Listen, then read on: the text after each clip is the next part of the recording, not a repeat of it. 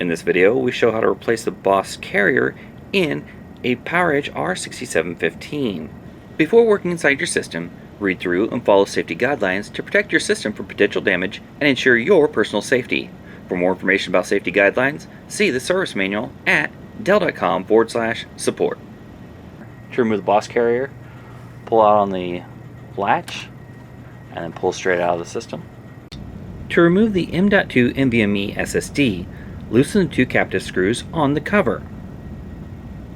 Then, tilt the cover and remove it.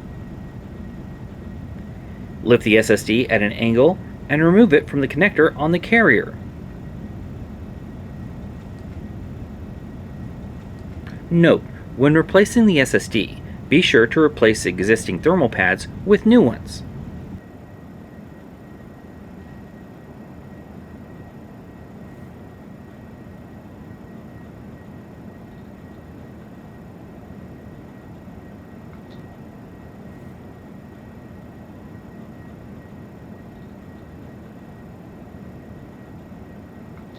To install the M.2 NVMe SSD, align it at an angle with the connector and slide it in. Place the cover on the carrier and tighten the two captive screws to secure it in place. To install the Boss carrier, align it with the system, slide it all the way in, then close the latch to lock it in place.